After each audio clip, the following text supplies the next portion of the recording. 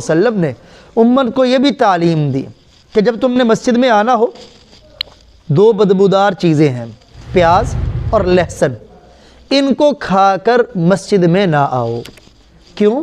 کیونکہ جس سے لوگوں کو تکلیف ہوتی ہے اسی سے اللہ کے فرشتوں کو بھی تکلیف ہوتی، اور مسجد تو اللہ کے فرشتوں کا ماحول ہے۔ اسی لیے ہمیں حکم ہے نماز سے پہلے مسواک کریں، اور آپ نے اپنی امت کو فرمایا اگر میں اپنی امت کے مشقت میں پڑ جانے کا مجھے خوف نہ ہوتا، ڈر نہ ہوتا، تو میں ہر نماز سے پہلے مسواک کو امت پر فرض کر دیتا، اور ایک روایت میں ہر وضو کے ساتھ مسواک کو امت کے اوپر فرض کر دیتا۔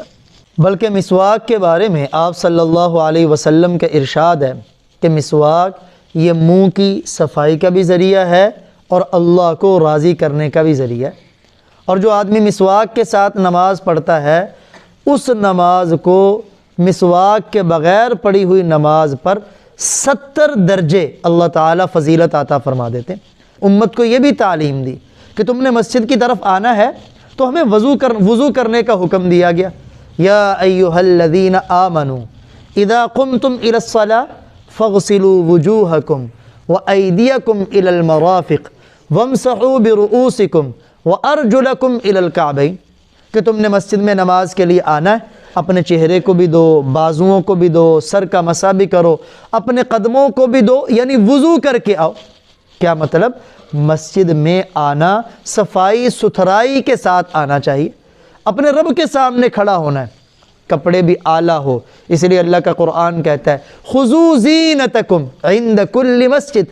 دیکھیں ہم اچھے کپڑے پہننے کا اہتمام کرتے ہیں، شادی کا موقع ہو نئے کپڑے پہننے کا اہتمام کریں گے، خوشبو لگائیں گے، اپنے آپ کو تیار کریں گے۔ کبھی آپ نے غور کیا کہ سب سے اہم ترین چیز، سب سے اہم ترین جگہ جہاں ہمیں تیار ہو کے جانا چاہیے وہ کون سی ہے؟ تو اللہ کا قرآن کہتا ہے خذوا زینتکم عند کل مسجد۔ جب تم اپنے رب کے سامنے سجدہ کرنے کے لیے جاؤ، نماز پڑھنے کے لیے جاؤ، اس وقت خوب بن سنور کے جایا کرو، کیونکہ تم نے اپنے رب کے سامنے کھڑا ہونا ہے۔